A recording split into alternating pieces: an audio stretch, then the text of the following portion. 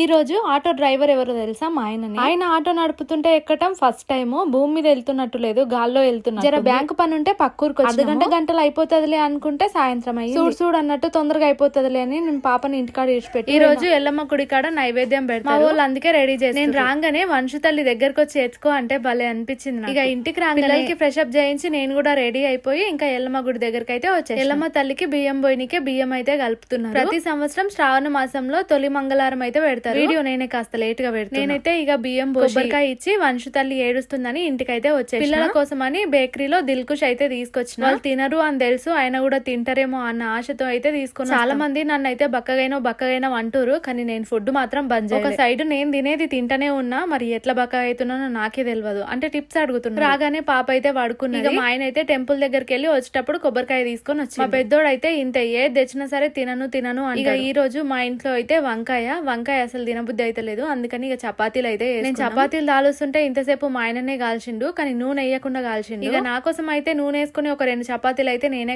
చపాతీలు నూనె వేసి కాలుస్తేనే నాకు బాగా ఇష్టం. హెయిర్ అయితే ముందల వేసుకుంటావు ఎందుకు అని అడుగుతూ ఉంటాను. లేనప్పుడు ఎంతో ఇష్టపడ్డా కావాలి. ఇప్పుడు ఉంది కాబట్టి నా ఇష్ట ప్రకారంగా అట్లా హెయిర్ 2 సైడ్స్ అట్లా ముందల వేసుకుంటే నా స్కూల్ డేస్ గుర్తొచ్చు. అంతేకాదు రాధా గెటప్ వేసుకుంటే బాగుంటుంది కదా, 2 జడలు వేసుకోవచ్చు. మా పెద్దోడికి ఏదో హోమ్ వర్క్ ఉందంటే ఇక నేను పెరుగులు అద్దుకొని చపాతీ తింటుంటే మా చిన్నోడు లాక్కు కడుపు నిండా తినేసి రాధాకృష్ణ సీరియల్ అయితే చూస్తున్నా ఉంటాం. అలా బాయ్.